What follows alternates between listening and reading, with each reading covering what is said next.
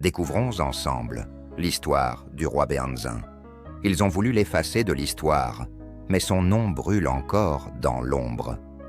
Aujourd'hui, son histoire résonne comme un chant de liberté, un appel, la mémoire et la reconnaissance. Bienvenue sur Contes africains, là où les légendes prennent vie et les héros retrouvent leur voix. Dans les terres rouges d'Abomey, là où les palais royaux s'élèvent comme des témoins silencieux du passé, une voix s'élève encore, celle d'un roi, d'un guerrier, d'un symbole. Béhanzin, dernier souverain indépendant du Dahomey, a défié l'ordre colonial naissant avec la force de ses convictions et le courage de son peuple. Alors, restez jusqu'à la fin pour découvrir cette histoire palpitante et surtout, likez, partagez, commentez, activez la cloche de notification pour ne manquer aucune de nos prochaines vidéos et abonnez-vous pour aider au développement de cette chaîne. De 1890 à 1894, il mena une résistance farouche contre l'envahisseur français, refusant de céder son royaume et sa dignité. Accompagné des redoutables Amazones, il incarna la lutte pour la souveraineté et l'identité africaine face à l'oppression. Aujourd'hui, son histoire résonne comme un chant de liberté, un appel à la mémoire et à la reconnaissance. Le royaume du Dahomey au XIXe siècle, une puissance régionale structurée. Au XIXe siècle, le royaume du Dahomey, situé dans l'actuel Bénin, se distingue comme une puissance régionale en Afrique de l'Ouest. Fondé au XVIIe siècle, ce royaume est reconnu pour sa structure politique centralisée et son armée disciplinée. Le roi, ou Aossou, détient un pouvoir absolu, soutenu par une administration efficace et une hiérarchie bien établie. Le palais royal d'Abomey, capitale du royaume, est le centre névralgique du pouvoir, où se prennent les décisions politiques, économiques et militaires. Le Dahomey est également connu pour sa richesse culturelle et artistique. Les artisans du royaume produisent des œuvres d'art remarquables, notamment des bas-reliefs, des textiles et des objets en métal, qui témoignent de la sophistication de la société dahoméenne. Les Amazones du Dahomey. Parmi les forces militaires du Dahomey, les Amazones, ou Mino, forment une unité d'élite entièrement féminine. Ces guerrières, redoutables et loyales, sont les protectrices du roi et participent activement aux campagnes militaires.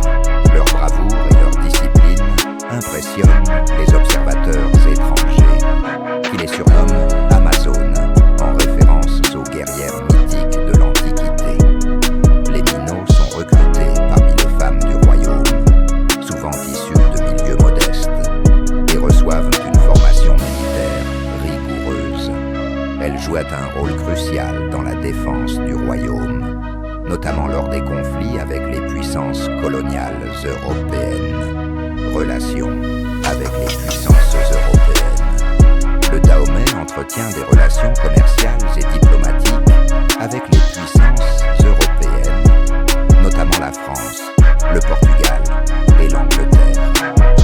Ces relations sont motivées par des intérêts économiques, tels que le commerce de l'huile de palme, des esclaves et d'autres produits.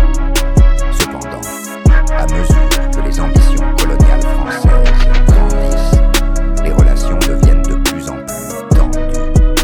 La France cherche à étendre son influence en Afrique de l'Ouest, ce qui entraîne des conflits avec le Dahomey, notamment autour du contrôle de la ville stratégique de Cotonou, montée sur le trône de Béhanzin. Succession au pouvoir. Béhanzin, né en 1845 sous le nom d'Ahokponou, est le fils du roi Glélé. Dès son jeune âge, il est préparé à assumer des responsabilités royales. En 1875, il est désigné comme héritier du royaume sous le nom de prince Pondo. À la mort de son père le 29 décembre 1889, il accepte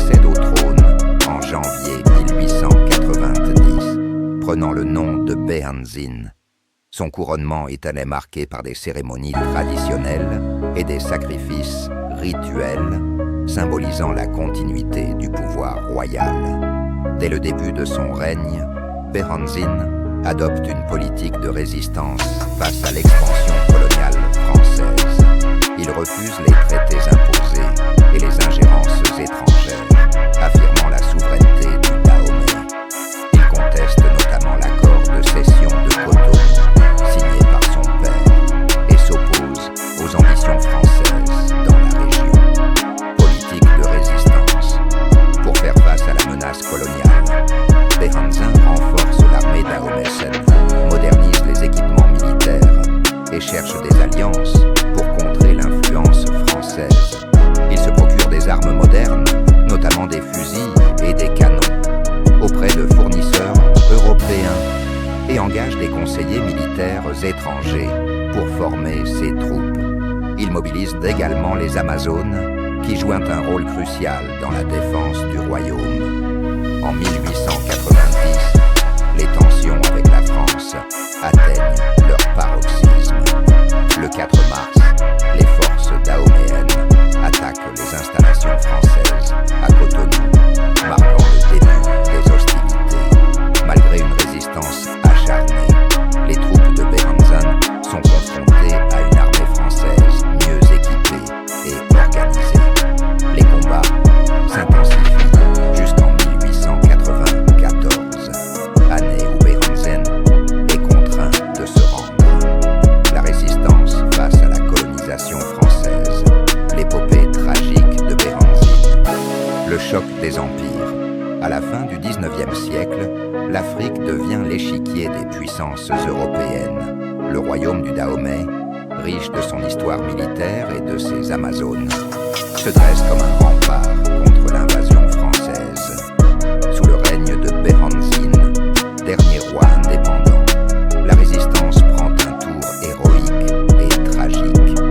Entre 1890 et 1894, deux guerres ébranlent le Dahomey, scellant son destin et celui d'un continent. Les causes du conflit, la tempête se lève à l'horizon. L'appétit colonial français. La France, avide de ports stratégiques et de ressources, voit en l'Afrique de l'Ouest un joyau à conquérir. Cotonou, porte océane vers l'Hinterland, devient un enjeu crucial. En 1868, un traité signé sous la contrainte avec le prédécesseur de Behanzin, Glélé, accorde aux Français des droits commerciaux.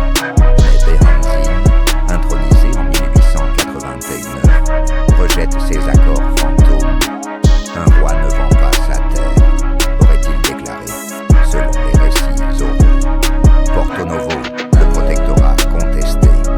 Porto Novo, royaume vassal du Dahomey, est placé sous protectorat français en 1883.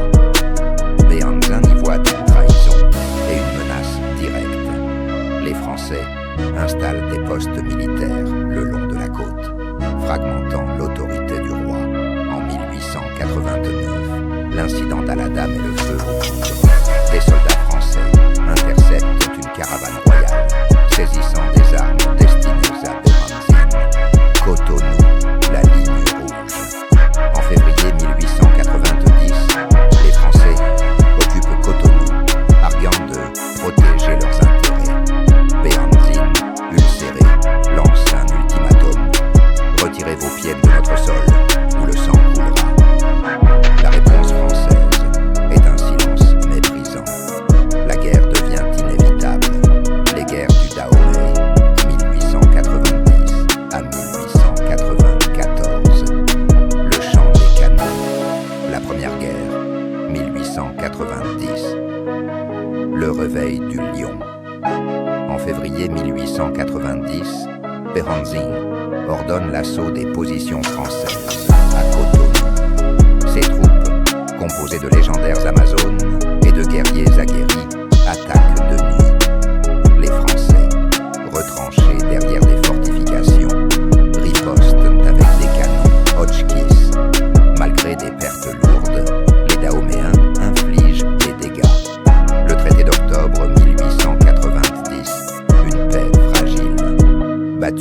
supériorité technologique, les Dahoméens signent un traité humiliant. Cotonou est cédé, Porto Novo reste sous protectorat. Mais Béhanzine, rusé, prépare sa revanche.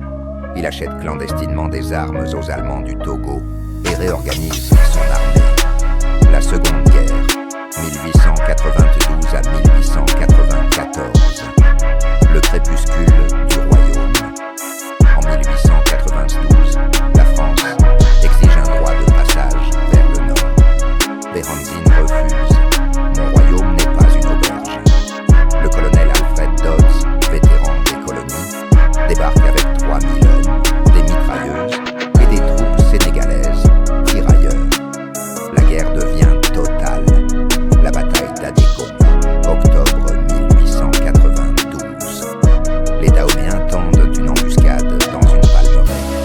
Les Amazones chargent, mais les mitrailleuses françaises les fauchèrent. Un soldat écrira: elles tombaient en silence, comme des statues. Malgré des pertes effroyables, Béhanzine ordonne de tenir. La chute d'Abomey, novembre 1892. Les Français bombardent la capitale. Béhanzine, refusant la reddition, incendie son palais pour qu'il ne tombe pas intact. Il fuit vers le nord, menant une guérilla désespérée. En janvier 1894, trahi par certains chefs, il se rend pour éviter un massacre. Capture et exil, le roi sans royaume. L'exil en Martinique, 1894 à 1906. La cage dorée. Emmené à Fort-de-France, Béhanzine est logé dans une villa sous surveillance. Il écrit des poèmes en fond, joue aux échecs et reçoit des visites d'intellectuels anticolonialistes. Mais son cœur reste au Dahomey. Je suis un arbre déraciné, confie-t-il. Alger, l'ultime prison. Transféré en Algérie en 1906 pour raison de santé, il meurt quelques mois plus tard. Les Français enterrent secrètement son corps à Blida, crachant un symbole. En 1928, ses restes seront enfin rendus au Bénin, le symbole de la résistance. Son exil incarne l'arrogance coloniale, mais aussi la ténacité africaine. Ils ont pris mon royaume, pas ma fierté, aurait-il murmuré à un gardien. La résistance du Dahomey ne fut pas vaine. Elle révéla la brutalité coloniale et inspira des luttes futures. Aujourd'hui, les enfants du Bénin apprennent que Béhanzine, même vaincu, sema les graines de la dignité. Comme le dit un proverbe fond, le lion mort laisse sa crinière au vent. Héritage et mémoire de Béhanzine, symbole intemporel de la résistance africaine, l'ombre et la lumière d'un roi résistant. Le nom de Béhanzine résonne comme un écho des combats passés, un hymne à la fierté africaine. Dernier roi du Dahomey, actuel Bénin. Il incarne la résistance face à l'impérialisme européen du XIXe siècle. Déchu, exilé, puis réhabilité, son héritage ne se résume pas à une défaite, mais à une étincelle qui alimente encore la mémoire collective. Son histoire, entre symboles, commémoration et réhabilitation, dessine une cartographie de la résilience. Béhanzine, symbole de la résistance africaine. Le mythe du roi dragon. Béhanzine, surnommé Kondo, le requin, ou le roi dragon, n'est pas qu'un monarque. C'est un stratège, un poète et un symbole. Entre 1889 et 1894, il résiste à la progression française, utilisant guérilla et diplomatie. Bien que vaincu, son refus de capituler sans condition le transforme en icône, une mémoire collective vivante. Au Bénin, les griots racontent encore ses discours enflammés. Si les Français veulent mon trône, qu'ils l'emportent dans le sang, aurait-il déclaré. Ces mots, transmis oralement, nourrissent la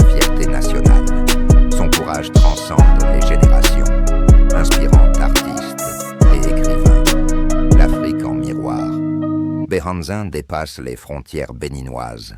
Au Mali, au Sénégal, des militants panafricains brandissent son image lors de manifestations.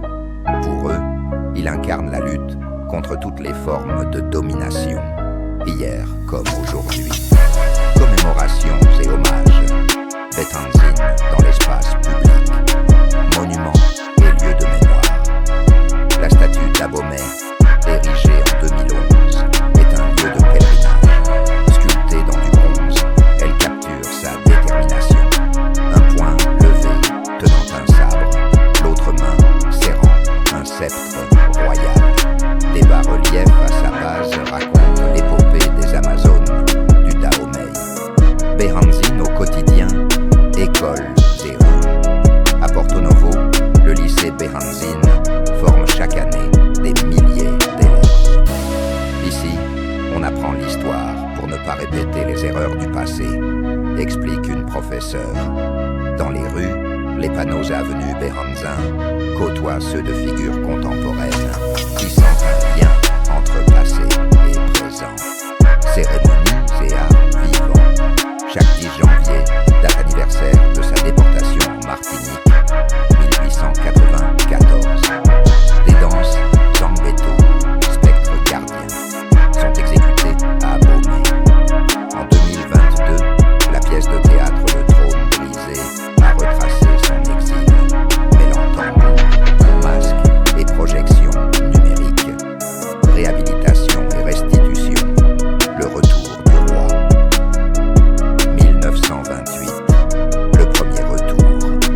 Après 34 ans d'exil, les restes de Béhanzin sont rapatriés à Djimé, Bénin. La cérémonie, organisée par les autorités coloniales sous pression des élites locales, marque un tournant. La résistance devient patrimoine, la bataille des objets sacrés.